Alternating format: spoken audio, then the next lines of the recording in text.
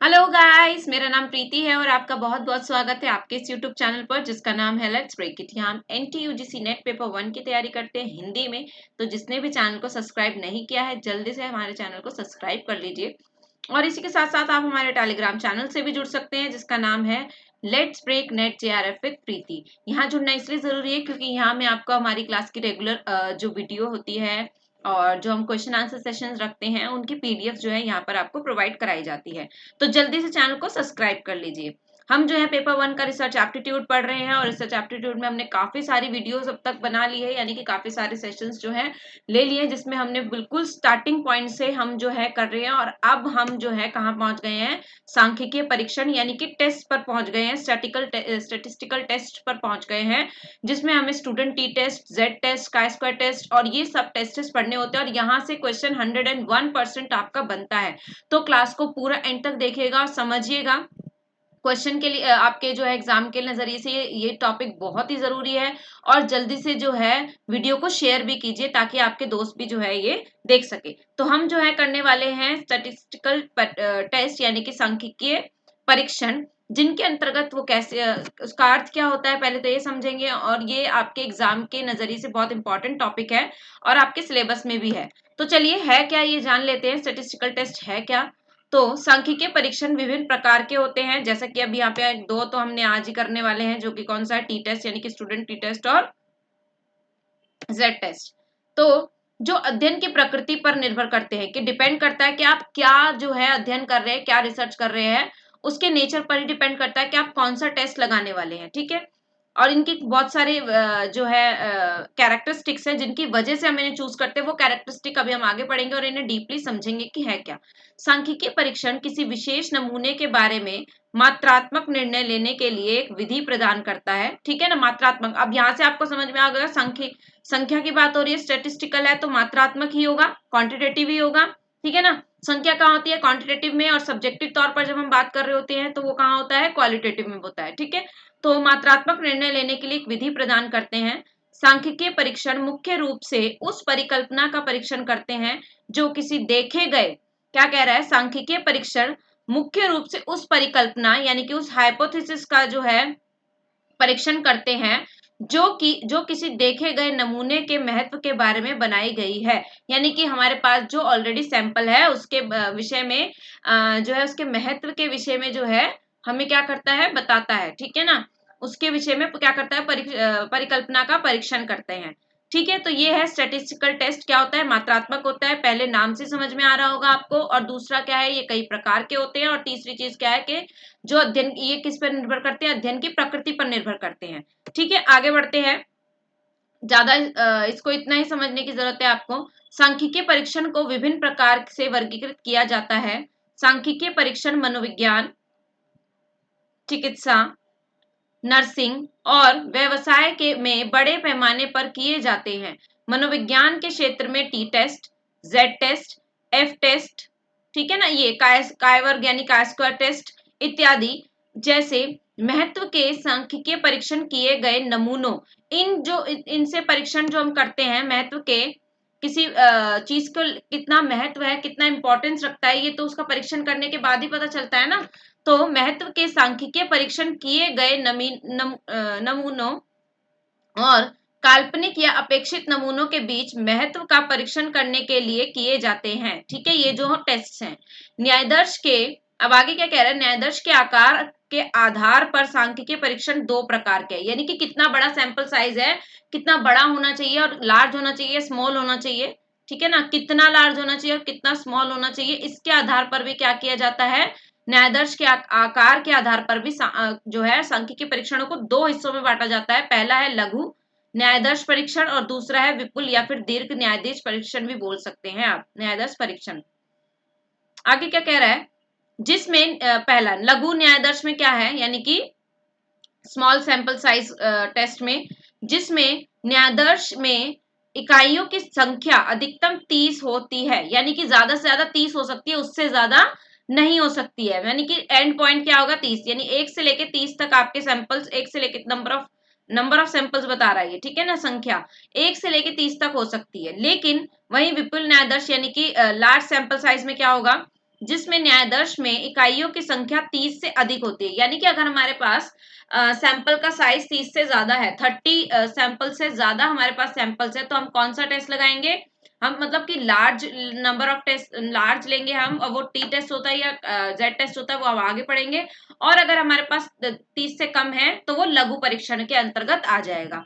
ठीक है, तो अगर हम न्यायाधर्ष के आधार पर देखें तो सांख्यिकीय परीक्षण को दो हिस्सों में हमने बांटा है। यहाँ पर आगे बढ़ते हैं। उपकल्पना यानी कि हाइपोथेसिस के आधार पर सांख्यिकीय परीक्षण, यहाँ पर हमने सैंपल साइज के आधार पर देखा। अब यहाँ पर देख रहे हैं किसके आधार पर? परिकल्पना यानी कि हाइपोथेसिस के आधार पर। स्टेटिस्टिकल टेस्ट जो है वो दो प्रकार के होते हैं। किसके आधार पर? उपकल्पना या फिर परिकल्पना यानी कि हाइपोथेसिस बनाने के आधार पर बता रहे हैं। पहला होता है प्राचल सांख्यिकीय परीक्षण, और दूसरा है अप्राचल यानी कि पैरामेट्रिक टेस्ट और non parametric. The most important topic, यहाँ से क्वेश्चन 100% आता है आपका, तो इसको डबल स्टार आप लगा लीजिएगा। हिंदी में जिसे कहते हैं प्राचल सांख्यिकीय परीक्षण और अप्राचल सांख्यिकीय परीक्षण। अब ये क्या होता है, किसके आधार पर बांटा जा रहा है? हाइपोथेसिस के आधार पर सांख्यिकीय परीक्षण, यानी कि हाइपोथेसिस को टेस्ट कैसे करते हैं। ठीक है, यानी कि स्टैटिस्टिकल टेस्ट के अंतर्गत हाइपोथेसिस के आधार पर उसे दो तरह से हम टेस्ट कर सकते हैं, एक पैरामेट्रिक और दूसरा नॉन पैरामेट्रिक। ठीक है, अब पैरामेट्रिक क्या है पहले इसे देख लेते हैं हम। प्राचल परीक्षण यानी कि पैरामेट्रिक टेस्ट जो है, मान में सामान्य वितरण यानी कि नॉर्मल डिस्ट्रीब्यूशन या घंटी वक्र यानी कि बेल शेप्ड कर्व के आकार का मान लेते हैं। यानी कि पैरामेट्रिक के अंतर्गत क्या लिया जाता है? पहला तो normal distribution, the most important keywords हैं, आप याद रखिए कीवर्ड्स को। नॉर्मल डिस्ट्रीब्यूशन होता है, इसमें आपको याद रखना है। दूसरी चीज क्या कह रहा है कि या फिर क्या होता है? बेल शेप्ड कर्व, हमने किया था ना, ये आपको याद होगा टेल टेस्ट के बारे में, ये हमने ऐसे किया था। ये उसी की बात कर रहा है। बेल शेप्ड कर्व जो है के आकार का मान है लेते हैं। ठीक है, नॉर्मल डिस्ट्रीब्यूशन का होता है और किस शेप में होता है? बेल शेप में होता है। ठीक है, वहीं अगर हम नॉन पैरामेट्रिक की बात करें तो ये कैसा होता है? अप्राचल देखिए यहाँ पर ये नॉर्मल डिस्ट्रीब्यूशन में लगता है। उसके अलावा अप्राचल सांख्यिकीय परीक्षण वहां प्रयोग किए जाते हैं जहां पर प्राचल सांख्यिकीय परीक्षण प्रयोग में नहीं लाए जाते। यानी कि जहां हम पैरामेट्रिक टेस्ट नहीं लगा सकते, वहां हम कौन से टेस्ट लगाते हैं? नॉन पैरामेट्रिक टेस्ट हम लगा देते हैं। ठीक है, अब इसके अंतर्गत पहले हम पैरामेट्रिक ही पढ़ लेते हैं, फिर नॉन पैरामेट्रिक, ताकि आपको कंफ्यूजन ना हो। ठीक है, फिर एक बार मैं एंड में मतलब कि खत्म होने के बाद ये पैरामेट्रिक और नॉन पैरामेट्रिक आपको इसका कंपेरिजन करके बताऊंगी। ठीक है, तो सेकंड पॉइंट में क्या कह रहा है पैरामेट्रिक? इसमें जनसंख्या के बारे में, इसमें जो है क्या जनसंख्या के बारे में कोई उपकल्पना की जाती है। किसके बारे में? जनसंख्या के बारे में कह रहा है। ठीक है ना, इसमें जनसंख्या के बारे में उपकल्पना की जाती है। व्यवहारिक परीक्षण जिसमें जनसंख्या पैरामीटर के लिए कोई धारणा बनाए जाती है। अब देखो इसको समझ लो क्या कहना चाह रहा है। इसमें जो है जनसंख्या के बारे में यानी कि पॉपुलेशन के बारे में कोई उपकल्पना बना ली जाती है। ठीक है, किसके अंतर्गत? पैरामेट्रिक के अंतर्गत। ठीक है, नॉर्मल डिस्ट्रीब्यूशन होता है, बेल शेप में होता है। दूसरी चीज क्या बताइए? तीसरी चीज कि जनसंख्या के बारे में कोई क्या बना ली जाती है? हाइपोथेसिस बना ली जाती है। ठीक है, और दूसरा आगे क्या कह रहा है? व्यवहारिक परीक्षण जिसमें जनसंख्या पैरामीटर के लिए कोई धारणाएं बनाई जाती है। ठीक है, और एक पैरामीटर बना दिया जाता है और उसके अंतर्गत बहुत सारी धारणाएं बनाई जाती है कि ऐसे भी हो सकता है, ऐसे भी हो सकता है, ऐसे भी हो सकता है कार्य। ठीक है, अकॉर्डिंगली। और वहीं अगर हम यहाँ देखें पैरामेट्रिक में, नॉन पैरामेट्रिक में, चलिए बाद में करेंगे, पहले यही समझ लेते हैं। अब मापन स्केल क्या होता है इसका? यानी कि मेजरमेंट स्केल लेवल क्या होता है? अंतराल या फिर अनुपात। यानी कि अंतराल क्या है? इंटरवल। याद होगा आपको, हमने मेजरमेंट स्केल्स किए थे 4, नॉमिनल, ऑर्डिनल, इंटरवल और रेशो। वही 4 स्केल की यहाँ पर बात हो रही है। पैरामेट्रिक के अंतर्गत आपको 2 स्केल है। बहुत बहुत बहुत इंपॉर्टेंट है ये पॉइंट, इसको स्टार लगा लो आप। यहाँ पर पूछा गया क्वेश्चन है, पूछा गया आपका पीवाईक्यू, समझ लो इसको आप अपना। ठीक है ना, पूछा गया क्वेश्चन है ये, आपको याद रखना है कि इसमें जो मेजरमेंट स्केल लेवल है वो क्या होता है? इंटरवल और रेशो होता है। वहीं अगर हम नॉन पैरामेट्रिक की बात करें तो ये क्या होता है? नाममात्र या फिर क्रमिक होता है, यानी कि नॉमिनल और ऑर्डिनल। तो देखिए अगर कंपेयर हम करें पैरामेट्रिक और नॉन पैरामेट्रिक के अंतर्गत, तो पैरामेट्रिक ज्यादा पावरफुल होता है और जबकि नॉन पैरामेट्रिक लेस पावरफुल होता है, यानी कि कम पावरफुल होता है। शक्तिशाली ज्यादा कौन होता है? पैरामेट्रिक। अकॉर्डिंग टू दिस भी आप लगा सकते हो, क्योंकि इंटरवल और रेशो जो है यानी कि अंतराल और अनुपात जो मापनी थी वो ज्यादा अच्छी थी और बड़े पैमाने पर वही की जा रही थी, और नॉमिनल और ऑर्डिनल जो है वो सबसे छोटे लेवल की थी। ठीक है, अब यहाँ क्या कह रहा है, व्यवहारिक परीक्षण जिसमें कोई धारणाएं नहीं बनाई जाती। यहाँ पर जो है धारणाएं नहीं बनाई जाती, और जबकि पैरामेट्रिक में धारणाएं बनाई जाती है। आगे देखते हैं, सामान्य वितरण का प्रयोग किया जाता है, और यहाँ पर गैर सामान्य यानी कि यहाँ पर नॉर्मल डिस्ट्रीब्यूशन होता है किसके अंतर्गत, पैरामेट्रिक के अंतर्गत। यहाँ हमने शुरू में देखा है नॉर्मल डिस्ट्रीब्यूशन हो रहा है। ठीक है, और जबकि अगर हम नॉन पैरामेट्रिक की बात करें तो यहाँ पर क्या होता है, नॉन यहाँ पर नॉर्मल डिस्ट्रीब्यूशन की बात हो रही है, और यहाँ पर नॉन नॉर्मल डिस्ट्रीब्यूशन यानी कि नॉर्मल डिस्ट्रीब्यूशन नहीं है। फिर यहाँ पर केंद्रीय प्रवृत्ति प्रवृत्ति यानी कि सेंट्रल टेंडेंसी क्या होती है इसकी, यानी किस चीज का प्रयोग किया जाता है इसको मेजर करने के लिए या फिर एवरेज निकालने के लिए, तो उसका प्रयोग किया जाता है मीन का। मीन मतलब माध्य। ठीक है, और वहीं इसकी केंद्रीय प्रवृत्ति क्या होती है, नॉन पैरामेट्रिक की मध्य मान यानी कि मीडियन। मीडियन के द्वारा ये क्या किया जाता है, इसकी एवरेज या फिर औसत निकाली जाती है। सहसंबंध परीक्षण किसका है ये, तो पियर्सन। ये नाम बहुत इंपॉर्टेंट है, पूछा गया है, ये भी स्टार लगा लो इसको भी आप। यानी कि मैं कह दूं कि ये पूरा ही टॉपिक पैरामेट्रिक नॉन पैरामेट्रिक आपके लिए बहुत ज्यादा इंपॉर्टेंट है, तो आप इसको डबल स्टार क्या 4 स्टार लगा लीजिए। आज मुझसे स्टार क्यों नहीं बन रहा है भाई, ये बना दिया, चलो। तो इसको आप 4 स्टार या 3 स्टार लगा लीजिए, डेफिनेटली यहाँ से क्वेश्चन आपका बनेगा। ठीक है, पैरामेट्रिक और नॉन पैरामेट्रिक एक एक पॉइंट आपका की पॉइंट है, मैंने बहुत शॉर्ट में रखे हैं, इसीलिए सिर्फ आपके कीवर्ड्स ही यहाँ पर रखे हैं। ठीक है, तो सहसंबंध परीक्षण किसने दिया है, किसका है यह सहसंबंध परीक्षण, कौन सा लिया जाता है इसके अंतर्गत, तो पियर्सन का। पियर्सन एक कौन है, विद्वान है, ठीक है ना, पियर्सन। और जबकि यहाँ पर यानी कि नॉन पैरामेट्रिक में कौन है, स्पीयरमैन। कौन है, स्पीयरमैन। तो दोनों के नाम थोड़े मिलते जुलते हैं, गड़बड़ हो जाती है, इसलिए याद रखना है पियर्सन यानी कि छोटा नाम है, पैरामेट्रिक भी छोटा नाम है। ठीक है, और स्पीयरमैन थोड़ा बड़ा हो गया है, इसीलिए वो किस में आ गया, नॉन पैरामेट्रिक। नॉन लग के पैरामेट्रिक भी बड़ा हो जाता है। ठीक है, ऐसे मैंने ऐसे याद किया था माइंड में, छोटी छोटी चीजें ना, ऐसे छोटे छोटे लॉजिक जो होते हैं, ऐसे छोटी छोटी जो हम वो बना लेते हैं ना, आइडिया लगा लेते हैं कि ऐसे हो सकता है, ऐसे मतलब एक तरीका बना लेते हैं, इस तरीके से तो याद रह जाता है ऐसे। 7th पॉइंट है, परिमाणात्मक आंकड़ों में आंकड़ा में प्रयोग किया जाता है, क्या भाई, पैरामेट्रिक। पैरामेट्रिक के अंतर्गत कौन से आंकड़े प्रयोग किए जाते हैं, परिमाणात्मक यानी कि क्वांटिटेटिव। क्वांटिटेटिव डेटा की बात हो रही है कि क्वांटिटेटिव डेटा कहाँ प्रयोग किए जाते हैं, पैरामेट्रिक में। ठीक है, और वही क्वालिटेटिव की बात करें तो क्वालिटेटिव आंकड़े कहाँ किए जाते हैं, नॉन पैरामेट्रिक के अंतर्गत।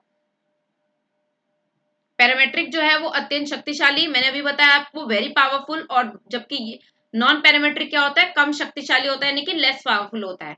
जनसंख्या के बारे में जानकारी पूरी तरह से ज्ञात होती है।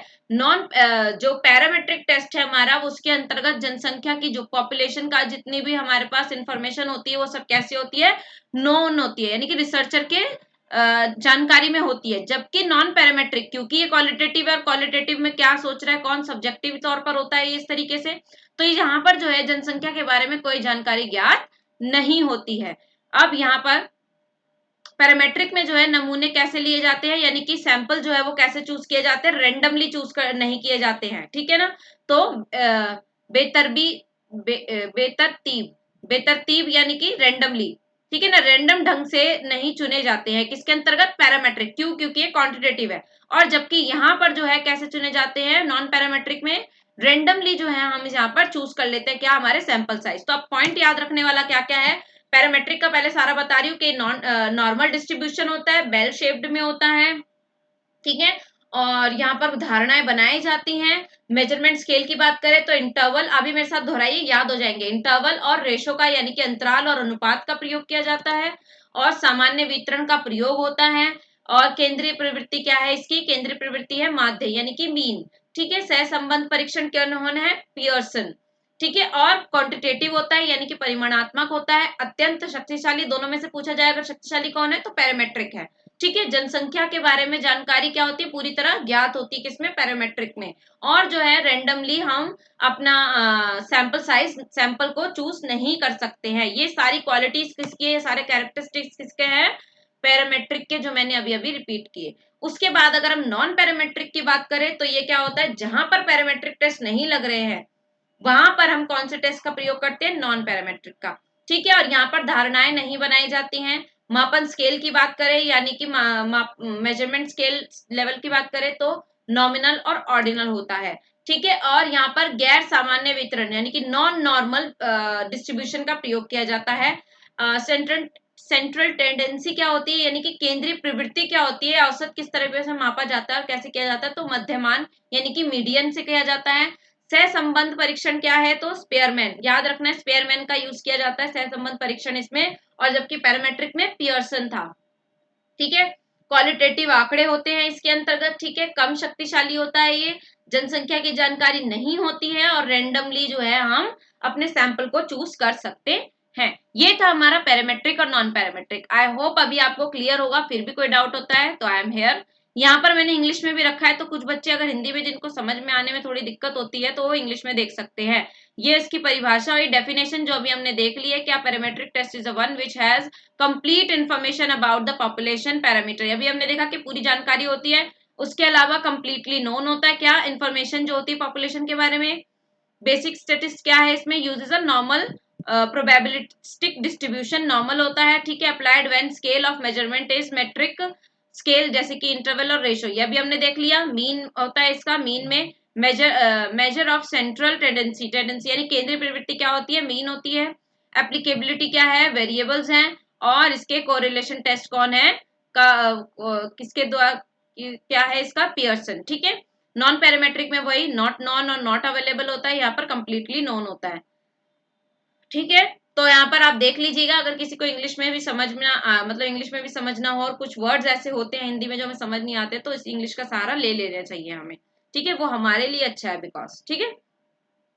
चलिए आगे बढ़ते हैं। तो ये था नॉन पैरामेट्रिक और पैरामेट्रिक के बारे में पढ़ लिया, स्टैटिस्टिकल टेस्ट क्या होते हैं, और अब हम पढ़ेंगे स्टैटिस्टिकल टेस्ट और जो कौन कौन से हैं वो सब हम यहाँ पर जो है देखने वाले हैं। चलिए तो एक एक करके हम शुरू करते हैं, और पहला हमारा देखते हैं क्या है, टी टेस्ट, ठीक है।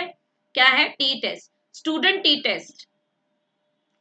टी टेस्ट आमतौर पर सांख्यिकीय और आर्थिक चाल में उपयोग किया जाता है, ठीक है। किसके लिए यूज किया जाता है टी टेस्ट, स्टेटिस्टिकल में यूज कर, देखो स्टेटिस्टिकल टेस्ट कर रहे हैं हम तो जाहिर सी बात है कि स्टेटिस्टिकल टेस्ट में ही यूज होगा, ठीक है। और आर्थिक चाल में, कहीं पर भी इकोनॉमिकली अगर हमें कोई काम होता है तो हम इसका उपयोग करते हैं, ठीक है, ताकि यह स्थापित किया जा सके कि चर यानी कि वेरिएबल के लिए दो परिणामों का मूल्य एक दूसरे से भिन्न है, ठीक है। दो परिणामों का जो मूल्य है, दो परिणाम निकल रहे हैं, दो वेरिएबल्स के लिए दो परिणाम निकल रहे हैं, तो उनका मूल्य अलग अलग है, ये स्थापित करने के लिए हम किसका यूज करते हैं, टी टेस्ट का यूज करते हैं, ठीक है। अर्थात आंकड़ों में छात्र का टी परीक्षण सामान्य रूप से वितरित जनसंख्या से के लिए एक छोटे नमूने के मध्य के बारे में परिकल्पना का परीक्षण करने की एक विधि है, जब जनसंख्या मानक विचलन अज्ञात हो, यानी कि जब हमें क्या हो, जब मानक विचलन अज्ञात हो, यानी कि जब हम जानते नहीं हो जनसंख्या के बारे में, सैंपल के बारे में, तब हम जो है ये वाला यूज करते हैं, ठीक है, टी टेस्ट का यूज करते हैं, ठीक है। आगे टी परीक्षण इसके आउटपुट में टी मान यानी कि टी वैल्यू, ठीक है ना, टी वैल्यू और स्वतंत्रता की डिग्री के यानी कि फ्रीडम डिग्री के रूप में दो मान उत्पन्न करता है। अब देखिए जरा पिक्चर से समझिए, यहाँ पर ये मैंने इमेज रखी है एक, the meaning of p value is the t test, ठीक है ना, पी वैल्यू जो है वो टी टेस्ट है। अब यहाँ पर जितना भी शेडेड पोर्शन है, ये शेडेड पोर्शन आपको नजर में आ रहा है, तो ये क्या है, टी टेस्ट है हमारा, ठीक है। यहाँ पर एक दिया है और यहाँ पर एक दिया है और दूसरी साइड पर एक दिया है, shaded area under the curve is the P value, ठीक है, जितनी भी है वो पी वैल्यू। अब क्या बोल रहा है यहाँ पर, the meaning of p value is a t test, जो पी वैल्यू है वही क्या है, हमारा टी टेस्ट है। अब क्या टी परीक्षण आउटपुट टी मान, ठीक है, टी का मान हमें मिल जाता है और फ्रीडम डिग्री के रूप में दो मान जो है उत्पन्न होते हैं। ये तो हमें पी वैल्यू मिल गई यानी कि टी टेस्ट मिल गया हमें, और ये जो हमारा बचा है बीच का, ये हमारा क्या होगा, फ्रीडम डिग्री हो जाएगा, ठीक है ना। तो हमें दो मान मिलते हैं टी टेस्ट से, एक तो क्या टी वैल्यू और दूसरा फ्रीडम डिग्री, ठीक है। तो याद रखना है टी टेस्ट के अंतर्गत ये हमें कि ये कैसा होता है, सबसे पहले तो इसमें ये सांख्यिकीय होता है, स्टैटिस्टिकल होता है, और इसमें यह स्थापित किया जा सके कि जो वेरिएबल्स हैं, वेरिएबल के लिए दो परिणामों का मूल्य एक दूसरे से भिन्न होना चाहिए, ये भी याद रखना है, ठीक है, डिफरेंट होता है। आगे बढ़ते हैं, जेड टेस्ट, ठीक है, जेड टेस्ट पर है हम। जेड परीक्षण एक अविभाज्य सांख्यिकीय विश्लेषण को संदर्भित करता है। जेड टेस्ट जो है वो क्या करता है, एक अविभाज्य यानी कि जो विभाजित नहीं की जा सकती सांख्यिकीय विश्लेषण को संदर्भित करता है, जिसका उपयोग इस परिकल्पना का परीक्षण करने के लिए किया जाता है कि दो स्वतंत्र नमूनों के अनुपात अलग अलग मान पते के निर्धारित करते हैं कि डेटा बिंदु मानक विचलन में सेट किए गए डेटा के माध्य से किस हद तक दूर है। यानी कि डेटा कोई एक बिंदु सेट किया गया है कि यहाँ पर है, और हम जेड टेस्ट के अकॉर्डिंग ये जो है फाइंड करते हैं कि डेटा बिंदु जो है वो मानक विचलन यानी कि जो एक हमने शेप या कुछ बनाया है मेजर करने के लिए में सेट किए गए डेटा के माध्य यानी कि मीन जो है उसका उससे वो किस हद तक जो है क्या है, दूर है। ठीक है, ये याद रखना है। अब इसके अंतर्गत क्या होता है, माध्य 0 और प्रसरण यानी कि वेरिएंस, जो वेरिएंस होता है वो कैसा होता है, 1 होता है। वेरिएंस जो है वो 1 होता है। ठीक है, वेरिएंस जो है वो 1 होता है के साथ जेड परीक्षण का वितरण सामान्य है यानी कि नॉर्मल डिस्ट्रीब्यूशन होता है ये भी। जेड परीक्षण एक प्रकार का परिकल्पना परीक्षण है। अब यहाँ पर ये की पॉइंट है, याद रखना है, जो कि इजी लैंग्वेज है, आपको समझ भी आया। ऊपर वाला आपको हो सकता है थोड़ा बहुत समझ में ना आया हो, क्यों, क्योंकि वो बिल्कुल साइंटिफिक लैंग्वेज है और वो जो है वही है। ये नॉर्मल लैंग्वेज में आपका प्रकार का परिकल्पना परीक्षण है। परिकल्पना परीक्षण आपके द्वारा यह पता लगाने का एक तरीका है कि परीक्षण के परिणाम मान्य या दोहराने योग्य हैं। ठीक है, उदाहरण के लिए अगर कोई कहता है कि उन्हें एक नई दवा मिली, ठीक है, कोई एक नई दवा मिली है जो कैंसर को ठीक करती है, तो आप यह सुनिश्चित करना चाहेंगे कि यह सच था या नहीं। देखिए, अब यहाँ पे से समझ आएगा क्या बनाते हैं हम। देखो, हाइपोथेसिस बनाते हैं हम। सबसे पहले हमने कोई रिसर्च का टॉपिक लिया, ठीक है, हम पहले रिसर्च का टॉपिक चूज करते हैं, फिर हम बनाते हैं हाइपोथेसिस। ठीक है, हमने कोई विषय चुन लिया, फिर हमने बनाई क्या, हाइपोथेसिस। अब हम दो प्रकार के हाइपोथेसिस बनाते हैं, एक बनाते हैं हम नल हाइपोथेसिस और एक बनाते हैं अल्टरनेटिव हाइपोथेसिस। और जो है हमने पढ़ा ये अल्टरनेटिव और नल हाइपोथेसिस के बारे में, मैंने बताया था कि हमेशा जो है रिसर्चर वो क्या करना चाहता है, नल हाइपोथेसिस को रिजेक्ट करना चाहता है, और ऑटोमेटिकली तब क्या होता है, अल्टरनेटिव हाइपोथेसिस जो है हमारी, अल्टरनेटिव हाइपोथेसिस क्या हो जाती है हमारी, सिलेक्ट हो जाती है। तो क्या कह रहा है कि एक प्रकार का परिकल्पना परीक्षण है। परिकल्पना परीक्षण आपके द्वारा यह पता लगाने का तरीका है कि परीक्षण के परिणाम मान्य है या फिर उन्हें दोहराया जाए। ठीक है ना, तो अगर मान लीजिए वो दवा जो दी जा रही है, नई दवा दी जा रही है कैंसर के लिए, अगर वो उस बीमारी को ठीक कर रही है, उसमें जो है क्या ला रही है, धीरे धीरे क्या ला रही है, मतलब चेंजेस ला रही है, बीमारी ठीक हो रही है, इंप्रूवमेंट ला रही है, तो वो सच है, यानी कि वो दोहराने योग्य नहीं है, मान्य है। लेकिन अगर ऐसा नहीं हो रहा है, तब हम क्या करेंगे, वो उसका क्या करेंगे, उसको दोहराएंगे नहीं, या फिर कुछ चेंजेस करना चाहेंगे, या फिर उसमें कुछ और तरीके से उसको क्या करेंगे, देखेंगे। ठीक है, तो दो तरीके की हाइपोथेसिस हम बनाते हैं, जो हम लास्ट क्लास में देख कर आए हैं। जिसने भी नहीं देखी हो वो देखे, अच्छी वीडियोस है।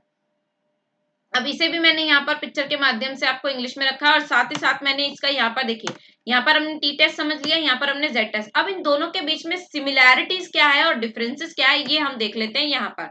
ठीक है, मैंने इंग्लिश में रखा है, तो परेशान होने की बात नहीं है, मैं सब हिंदी में बोलूंगी, समझाऊंगी आपको शब्दों को। और यहाँ पर इंग्लिश में कुछ वर्ड्स हैं, कुछ ऐसा नहीं है। आप अपने टी टेस्ट और जेड टेस्ट अगर आपको समझ में आ गया तो इसे भी समझ लेंगे आप। ठीक है, पहला, सबसे पहले तो ये देखिए कि इसमें जो सैंपल साइज है वो लार्ज होता है, किसके अंतर्गत, टी टेस्ट की बात हो रही है पहले। ठीक है, टी टेस्ट के अंतर्गत जेड बाद में आता है, तो सैंपल साइज भी बढ़ता जाएगा, ऐसे याद कर लो। टी पहले आता है तो सैंपल साइज छोटा होता है, here the sample size is small, तो याद रखना है। जेड टेस्ट में बड़ा होता है क्योंकि जेड टेस्ट बाद में आता, जेड जो है बाद में आता है, इसलिए सैंपल साइज लार्ज होता है। टी टेस्ट में सैंपल साइज छोटा होता है। ठीक है, अगला आप यहाँ पर देखें, द पॉपुलेशन वेरिएंस और स्टैंडर्ड डेविएशन यानी कि SD, standard deviation is known here. यहाँ पर जो है हम स्टैंडर्ड डिविएशन और वेरिएंस को जानते हैं, जैसे कि अभी हमने देखा आगे कि पैरामेट्रिक में हमने पढ़ा था ना, कि जहां पर हम अपने पॉपुलेशन के बारे में जानकारी रखते हो। लेकिन वहीं टी टेस्ट के अंतर्गत क्या होता है, द पॉपुलेशन वेरिएंस और स्टैंडर्ड डेविएशन इज अननोन। ठीक है, तो क्या होती है, अननोन होती है। All data points are independent. ठीक है, ऑल डेटा, जितने भी डेटा पॉइंट्स है वो क्या होते हैं, इंडिपेंडेंट होते हैं। वहीं टी टेस्ट के अंतर्गत क्या होता है कि all data points are not dependent, dependent नहीं होते, यानी कि इंडिपेंडेंट ही होते हैं। ठीक है, normal distribution for z with an average 0 and variance, ये भी हमने देखा कि माध्य जो है 0 होता है और वेरिएंस 1 होता है, ठीक है। Sample values are to be recorded and taken accurately, ठीक है। Sample values are to be record की जाती है और ऐसी की वैसी ले ली जाती है। उसके अलावा क्या डिफरेंस है इनमें, based upon type of distribution के अकॉर्डिंग क्या डिफरेंस है, तो बेस्ड ऑन नॉर्मल डिस्ट्रीब्यूशन अभी हमने देखा, नॉन पैरामेट्रिक में भी, सॉरी पैरामेट्रिक में कि नॉर्मल डिस्ट्रीब्यूशन होता है, और ये किस पे बेस्ड होता है, based on student T distribution, यानी कि डिपेंड करता है, ठीक है। तो ये था इनके बीच का डिफरेंस, जो आपको मेनली याद क्या रखना है कि सैंपल साइज का याद रखना है कि जेड टेस्ट में लार्ज होता है क्योंकि जेड बाद में आता है तो बढ़ता जाता है, और टी टेस्ट में स्मॉल होता है, ठीक है। वेरिएंस के बारे में याद रखना है, पॉपुलेशन कैसी होती है, दोनों में इंडिपेंडेंट होती है, और ये नॉर्मल डिस्ट्रीब्यूशन होता है जेड टेस्ट, और ये स्टूडेंट टी टेस्ट डिस्ट्रीब्यूशन होता है, ठीक है। आगे बढ़ते हैं, तो ये है आगे यहीं तक है हमारा जो है ये, ठीक है। मतलब जेड टेस्ट और इसके बीच का डिफरेंस आपको याद रखना है, ठीक है। तो आज की क्लास में हमने स्टैटिस्टिकल टेस्ट को समझा, उसके बाद नॉन पैरामेट्रिक और पैरामेट्रिक को समझा, सैंपल साइज कितना बड़ा और कितना छोटा हो सकता है, 30 से ज्यादा जाए, 30 से कम होगा, यानी 30 तक होगा, 1 to 30 होगा तो वो लघु उसमें आ जाएगा, लघु न्यायदर्श परीक्षण में, और 30 से अबव होगा, 30 या 30 से अबव हो जाएगा जब लार्ज, तो फिर क्या हो जाएगा, वो विपुल यानी कि लार्ज सैंपल साइज के अंतर्गत वो आ जाएगा, ठीक है। और उसके बाद हमने क्या देखा, टी टेस्ट देखा, और फिर जेड टेस्ट, और इन दोनों के बीच में क्या सिमिलैरिटीज है और क्या डिफरेंसेस है ये देखे। अब अगली क्लास में जो है हम समझेंगे कि आगे जो है ये किस तरीके से और काम में आते हैं, कौन पैरामेट्रिक टेस्ट में आते हैं या फिर नॉन पैरामेट्रिक में आते हैं, ये सब हम जो है आगे की क्लासेस में देखेंगे। तो आई होप आज की क्लास आपको समझ में आई होगी, अच्छी लगी होगी, थोड़ा सा डिफिकल्ट है आई नो, पर लेकिन आप समझने की कोशिश कीजिए, यहाँ से क्वेश्चन जरूर बनता है, इसीलिए ये करना जरूरी है। आप ये मत समझिए कि बहुत डीप हम पढ़ रहे हैं, नहीं, हम डीप ऐसे डीप, मेरा मतलब ये नहीं होता डीप कहने का कि हम एक्स्ट्रा चीजें ही पढ़ रहे हैं, हम एग्जाम ओरिएंटेड पढ़ते हैं, बिल्कुल उतना ही पढ़ाऊंगी मैं आपको जितना आपके एग्जाम में आने के चांसेस है या फिर आ सकता है। उसके अलावा हम इधर उधर फालतू की चीजें नहीं पढ़ेंगे, टाइम वेस्ट नहीं करेंगे, ठीक है। तो क्लास अच्छी लगती है तो शेयर कीजिए और लाइक कीजिए, और हमारे चैनल को सब्सक्राइब कीजिए और अपने दोस्तों से सब्सक्राइब कराइए। I need your support guys, मुझे तो आपके सपोर्ट की जरूरत है, जल्दी से चैनल को सब्सक्राइब कराइए अपने दोस्तों को। अभी तक मैं इस तरीके से तो मेरा जो मोटिवेशन है वो डाउन होता जा रहा है, ठीक है ना, तो डाउन नहीं होना चाहिए ना, तभी मैं काम नहीं कर पाऊंगी, आपका अच्छे से जो काम होना चाहिए आपके लिए, जो मैं करना चाहती हूँ वो नहीं हो पाएगा। चलिए, तो मैं ज्यादा टाइम नहीं लूंगी आपका, चलिए क्लास को एंड करते हैं। Thank you so much, and class को शेयर जरूर कीजिएगा, एंड टेक केयर।